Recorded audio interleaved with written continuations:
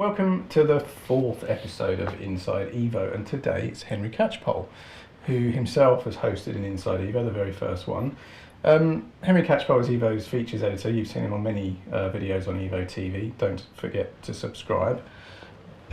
Today we're going to talk about something that you did, something that maybe the readers didn't know about. It appeared in the Car of the Year issue last year.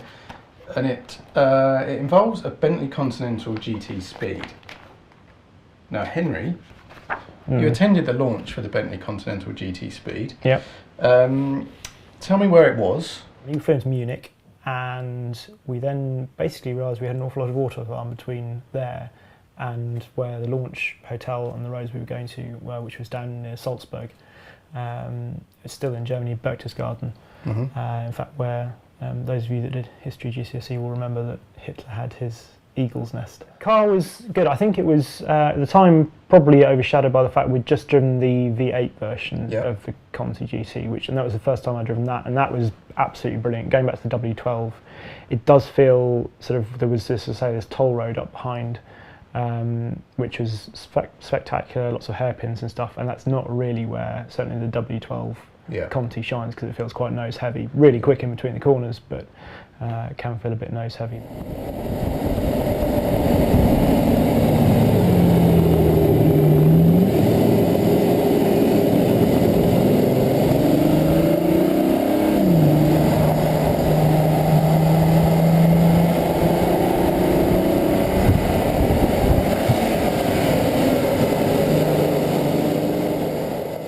Continental GT Speed. This is the fastest Bentley? This is the fastest, certainly fastest current Bentley, fastest ever actually I think now. Okay. And it's also something I didn't know, because the GT Speed actually accounts for all 50% of all W12 Bentleys. Is it really? Yeah, because people clearly just look at Conti and go, what's the most expensive one I can buy? What can I tick?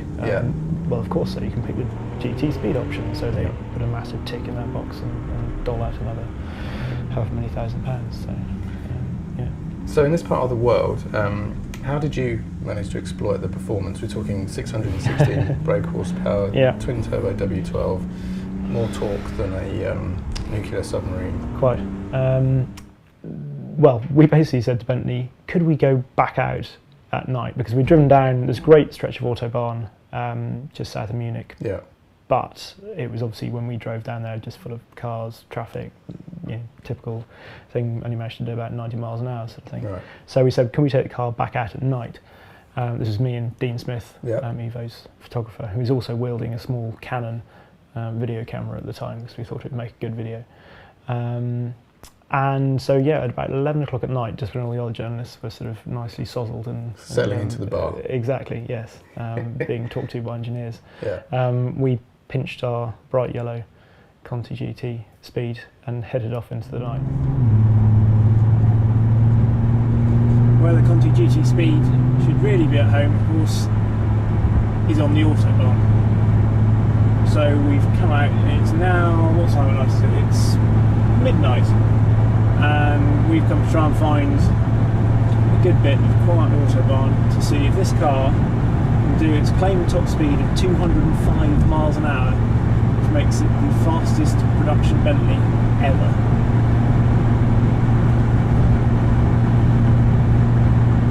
And at the moment it's all restricted, so we can't do a thing about it. Brilliant. We drove about 70 miles back towards Munich. Okay. How long did it take you to do those 70 miles? Not very long, no. But we did have to spend some time. It took us a while before we could actually start sort of doing the runs. The trouble was, because we were on autobahn most of the way, and a lot of it de-restricted, but it's so twisty that there's just not a hope of, and it's only 2 lanes, so you can't see far enough ahead to actually do really big speed. You can do decent speeds, you can sort of settle into about 120, but nothing really big. So this is something probably to tell the viewers about, isn't it, really? Because many people maybe haven't been on the autobahn. They just expect a narrow straight road, perfect tarmac, perfect visibility, but the reality is very different, isn't it? No, you've really got to pick the time and the place to do it, because a lot of it's say only 2 lane, which obviously then makes things very tricky, because if there's anything on the inside lane, you have to be really reading the traffic to make sure that they're not going to come out, they're not catching something and going to pull out, because the closing speeds can be absolutely massive. Yeah. So a 3-lane or a 4-lane autobahn? Yeah, it's much better. Not saying I haven't done big speeds on 2-lane or this autobahn, but it's sort of, you've got to be very sure of what you're doing. But they're not that common, are they? They're not that common. 3 or 4 lanes. No. So generally, the quick stuff tends to be a 2-lane, doesn't it? Yeah, absolutely. And then you've got to find somewhere that's got good enough visibility again, so you can actually see far enough ahead, because there's no point coming up to a corner and wondering what's round it. Closing on 200 miles an hour. That's very scary and irresponsible, basically. So, so you picked your moment, and your plan was to try and to reach the double ton. Yeah, they'd said this would do 205 miles an hour. I'd never done 200 on the autobahn. I think I'd done 100. I'd certainly done over 190 a couple of times, both I think in GT3s or GT3 RSs, which is quite. So it was pretty much as fast as they would go. Yeah. But never done the magic 200s, so I thought, well, let's go and give it a go. Yeah. And we pulled into a service station late at night, did all the tyre pressures, because it tells you what tyre pressures on the little onboard computer, what you've got to be. So did that, filled up with fuel, and just went for it. Set video cameras up as well, found our stretchers, and set the video cameras running, and then headed off. So what happened on your first attempt? First attempt, brilliant, 203 miles an hour. Oh, bingo. Should we stop the video now? Yeah, exactly. So which is great. And that's exactly what we did. We went to stop the video and discovered that the video camera that we had nicely set up, trained on the Speedo, had stopped about 45 seconds in. So we've no idea. Dean was operating the camera. He's not here, so clearly it's his fault. Absolutely. So we thought, turn around, go back the other way. Went back the other way. Having set it up, checked, looked over my shoulders, we got onto the autobahn, great, that red light flashing. And it was a lot harder on the way back. We did, I think, just crept over 200 on the way back, but it felt slightly uphill, and it just seemed to take forever. It was like wading through treacle to get there. Brilliant though, thought that's fantastic. No, gone off again. The video camera had gone off. Video camera had gone off again. Dean's fault again. Dean's fault again, yeah, absolutely. Obviously. I mean, why he wanted to do that, I mean, he was the one in the passenger seat. Being one scared job, with isn't it? exactly One job. Press the button. Keep an eye on it. Don't look ahead. Look at the amateurs. So we thought we'll go back the other way. It's the better way anyway. Set it all up. Changed video cameras this time, which was good. Set off again, and it was really good. We had a good run. It was slightly downhill into it, I think, which was also helped, which is always nice. 3 lanes, and I actually prefer doing big speeds at night, because the lights of the other cars are actually easier to judge and see. You can see much further ahead. Obviously, apart from the fact there's much less traffic as well. So and this time I remember coming through, there was a right-hand bend sort of towards the end of the first straight, and then you got another nice long straight as well. And I remember hitting 200 miles an hour just as we reached this bend, and then sitting there and taking a bend on the autobahn at 200 miles an hour. Something you probably wouldn't have noticed at 90, but at 200 felt like a corner. Yeah, I'd like to point out I had the massage seats going as well at that point. Did you? I thought that was a sort of a suitably appropriate thing for a Bentley sort of quilted. Surely if you had those switched off, you'd probably do 210, 215. I figured with 616 I don't think it was really.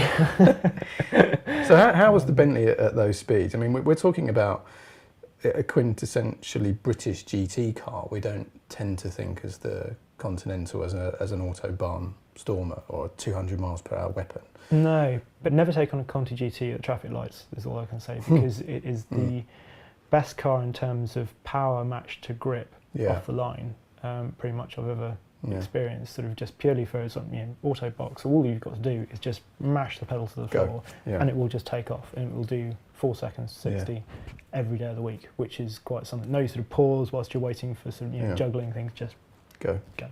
Yeah, they always feel like there's a Group B car sort of hidden, underneath this beautiful body shell. Tons of, 4-wheel drive, big turbocharger, and just the incredible acceleration. So very, very stable. Yeah, secure. really stable. I mean, you couldn't have really asked for a better. It really is a sort of a drawing room travelling down the autobahn. It's great, and probably soothed Dean's sort of furrowed brow as he was sitting there going, because he's got nothing to do other than cling on and just hope that I don't make a mistake. So do you think there was more in the car, or do you think you were absolutely? No, I think 200. It did 205, and that felt, It hit a wall. You didn't hit a limiter, just hit the aerodynamic wall and wasn't very fast power on that, wall. so and that's what they claimed for it. So that felt great. Yeah. Of course, that's not on the video because we didn't get that run either. Oh, So for goodness yeah. sake. We should really have a word with Dean, shouldn't we? I mean, we shouldn't. So we had to do the final run. We're running out of fuel by this point as well. Oh, right. So you tried 3. 3. And you achieved 200 twice. Three times actually, because we just crept over. You just crept over, right? But you had a little bit of finger trouble on the video. Yeah. So your last run before you were going to run out of fuel was in the opposite direction, which wasn't your wasn't ideal the ideal option. destination. And it did seem to take. This should be the one that you can see right on the video now, with it actually clicking over 200, and it took forever to get there because we were sitting there and there were a couple of squeaky moments where I just had to keep my foot in, thinking this is just really please do 200, please on video, we can't do it. So we did just manage it. Thanks for your time, Henry. We're keen to hear from you guys. If you've done 200 miles an hour on the autobahn, or you've got a 200 mile an hour story, post a comment below. We'd love to hear from you. Likewise, if you've got a video comment response, please feel free to post away.